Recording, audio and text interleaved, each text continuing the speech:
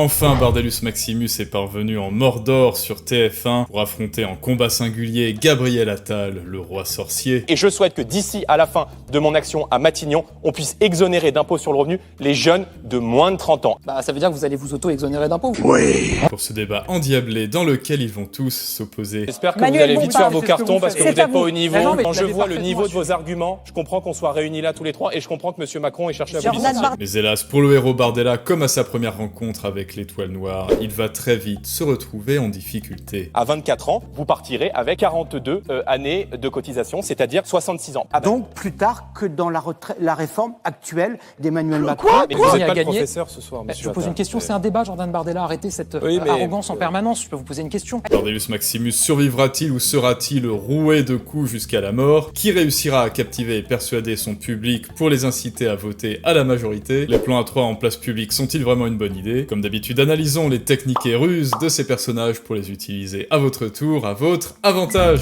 Et Tata Attal, du haut de sa tour, attaque ses ennemis à vue par un argument d'autorité, par le verbe performatif, en se comparant à ses deux compères. Ce que je dis est vrai parce que je le dis, ma bonne dame. S'il y a marqué pizza sur une enseigne, c'est que c'est une pizzeria. Oula! C'est moi le Premier ministre, je suis donc digne de confiance. Ces deux-là sont dans les extrêmes, moi je suis dans le camp de la raison. La différence entre mes concurrents et moi, c'est que je suis Premier ministre. J'ai pas envie de mentir aux Français. J'ai pas envie de leur faire croire à la Lune. J'ai pas envie de leur faire croire que tout pourrait par magie être financé. Moi, je propose un plan qui est sérieux et crédible. Et après ce petit tacle, il se retourne très vite face à son ennemi juré, Bardella, et opère sur lui ce que l'on appelle un coup de Jarnac. Votre adversaire délivre ses arguments comme il peut, dans un flux continu, il ne peut pas s'arrêter, il ne peut pas vous répondre, alors profitez-en pour insinuer dans son discours quelques petites saillies assassines. Combien coûterait l'abaissement de la TVA à Je vais vous 5,5 répondre. sur le carburant et l'énergie? Je vais La vous répondre, je vais vous différence- répondre, vous répondez pas. Entre monsieur Attal et moi, c'est que moi je ne dépense pas de l'argent que je n'ai pas. Donc cette baisse de la C'est normal, vous TVA le prenez aux Français. qui coûte Bien heureusement, Bardellus n'en était qu'à l'échauffement, alors que va-t-il se passer maintenant? Ignorez toutes les interventions extérieures, restez calme, respirez par le ventre, et communiquez par analogie comme le puissant fond de la dette, la ceinture qui se serre à la fin du mois, la bombe d'immigration prête à exploser. vous demandez à tout le monde de faire des efforts. Vous serrez la ceinture de nos compatriotes, vous serrez la ceinture La baissée de de combien l'État et des collectivités. Vous alimentez le puissant fonds de l'Union européenne qui, avec notre argent, va par exemple financer le réseau d'eau à Gaza. Nous faisons face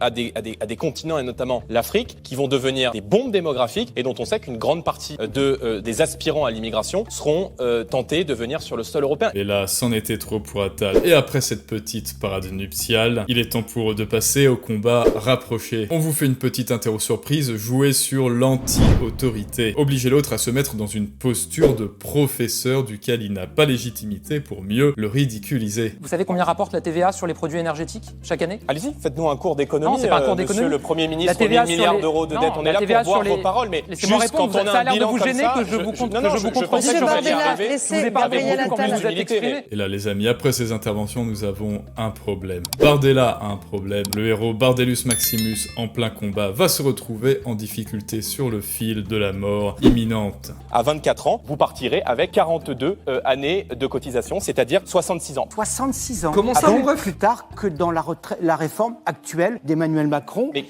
pour une... Règle numéro 1, ne donnez jamais à l'adversaire le bâton pour vous faire battre, surtout quand il s'agit des retraites par répartition. Autrement, on se sentira libre de parler pour vous et on vous mettra la tête dans un paradigme de gagnants et de perdants. C'est normal qu'il y ait une progressivité qui se mette en place. Donc il y aura des Et gagnants et des perdants avec l'abrogation de cette réforme. par Pourtant, ça- définition. Pourtant, ça coûte Mais- 40 milliards d'euros. Car là, le roi sorcier Attal sort son fléau et attaque Bardella avec un coup fatal, un bon retournement par l'absurde. Et je souhaite que d'ici à la fin de mon action à Matignon, on puisse exonérer d'impôt sur le revenu les jeunes de moins de 30 ans. Là, vous allez vous auto-exonérer Puissent d'impôts. Être...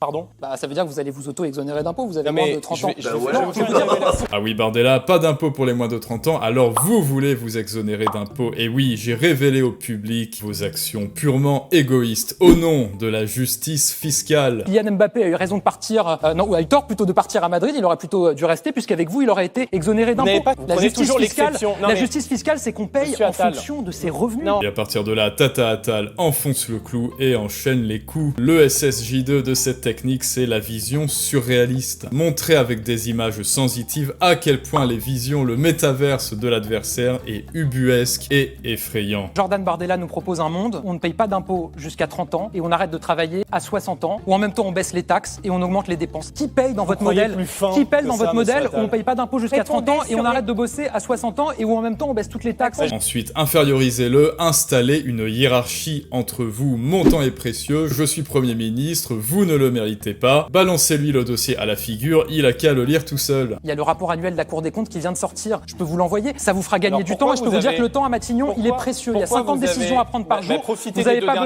vous n'avez pas besoin d'un audit pour aller savoir la situation des finances publiques. Qu'est-ce qui arrive à notre ami Bardella? Bardellus Maximus est pris dans un coin de la cage, que se passe-t-il? Horreur, effroi. Attal reprend en cœur ses coups en infantilisant Bardella par un appel au calme. Arrêtez de me couper la parole, petit insolent malpoli. Les éoliennes installées nouvellement chaque année, c'est l'équivalent.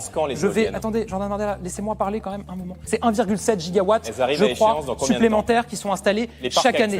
Vous dites, mais arrêtez de... Laissez-moi parler. Mais vous n'êtes pas le professeur ce soir, monsieur. Je pose une question, c'est un débat, Jordan Bardella, arrêtez cette arrogance en permanence. Je peux vous poser une question. On aurait pu espérer que Bardella ne tombe pas plus bas, que c'en soit fini de son supplice. Mais hélas, Attal va lui porter un coup qui peut-être lui sera fatal, en incarnant l'archétype du héros, du porte-parole. Je suis le confident précieux des Français, ils viennent me voir, 2 filles sont venues me voir désespérées pour communiquer et elles veulent que je vous délivre un message. Coup double, non seulement vous vous rapprochez du public, mais en plus l'adversaire en est acculé. J'ai fait une promesse aujourd'hui à 2 jeunes filles que j'ai rencontrées, qui m'ont demandé de passer un message ce soir à Jordan Bardella parce que je suis avec lui en plateau. Vous êtes un des militants? Ces 2 jeunes filles, elles m'ont dit de vous dire, monsieur Bardella, qu'elles se sont senties humiliées par la proposition que vous avez mise dans votre programme, que vous avez faite hier. Très mal la comédie, de dire que des Français binationaux... Alors hélas, Jordan Bardellus Maximus, à la fin de ce round, n'arrive plus à se relever. Jordan, que t'arrive-t-il? Prends ton courage à 2 mains, prends un haricot magique. Pourquoi pour ce combat tu ne t'es pas entraîné plus souvent dans la salle du temps? Est-ce que c'est la fin pour lui? Eh bien heureusement, notre ami Bardella, vous le connaissez, le héros du RN qui a déjà surmonté main défi. Il reprend du poil de la bête, se relève et utilise à foison des retournements par l'absurde.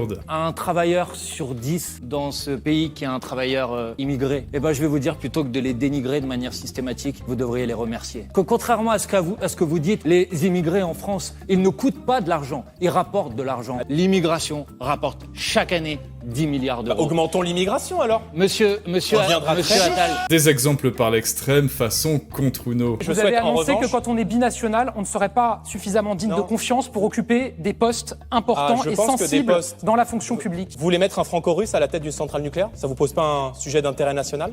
Monsieur Bardella, vous dites en fait que c'est un sujet et que c'est une mesure qui concerne... Oui, je vais vous répondre. Étoile noire est ébranlée, Gabriel Attal ne s'attendait pas à ce retournement de situation. Et puis, une fois à genoux, Bardella retire son casque et porte le coup final par un appel à l'indignité. Quelle indignité? Non, petit Premier ministre, vous n'êtes plus légitime, le public vous hue. C'est nul! Vous n'avez plus qu'à faire vos cartons. Non, parce que le message que vous passez, c'est qu'ils ne sont pas dignes de confiance. Manuel Bompard, la réaction à cette non, vous pouvez plus Rachida, c'est répondre. non. C'est ça ce que vous dites. Bah si, c'est ce que vous dites. Bon bah j'espère que vous allez vite faire vos cartons parce que vous n'êtes pas au niveau.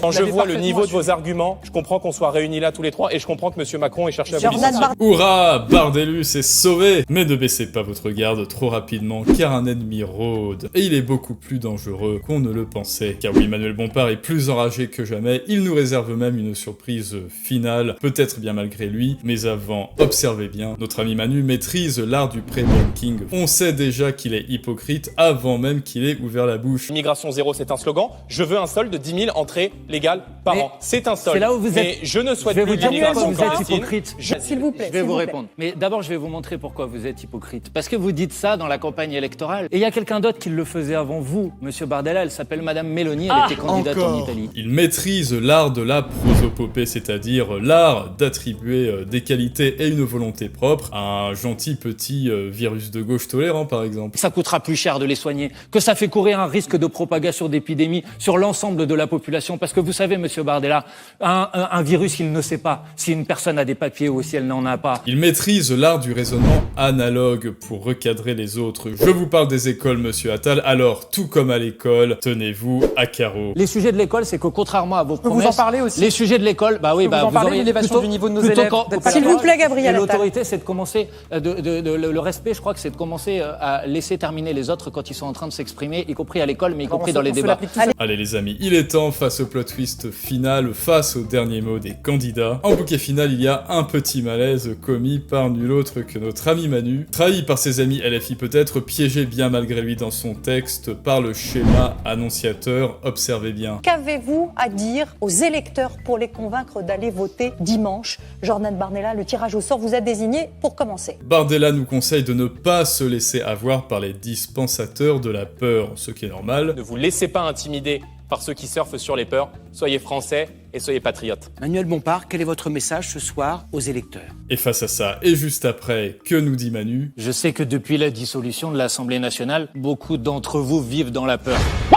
La peur de voir l'extrême droite arriver au pouvoir en France. Quelle humiliation! La peur de la remise Quelle en cause. humiliation! Et oui, dommage pour Manu, il ne faut jamais rester piégé dans son texte, mais selon vous, parmi nos trois compères, qui a réussi à captiver, persuader le public, et toi aussi qui a des valeurs et des messages à communiquer, toi aussi qui veux faire passer des idées, j'ai une nouvelle à t'annoncer, je propose ce vendredi 5 juillet une masterclass avec mon ami Cyril de la chaîne YouTube Secret de Monteur Pro. Ce genre de masterclass que normalement je réserve à un public pro ou à des clients, et bien toi tu pourras en profiter gratuitement seulement en t'inscrivant. Tu auras donc immédiatement accès au lien Discord pour la masterclass de ce vendredi 5 juillet. À bientôt pour la prochaine vidéo, mais ça c'est une autre histoire.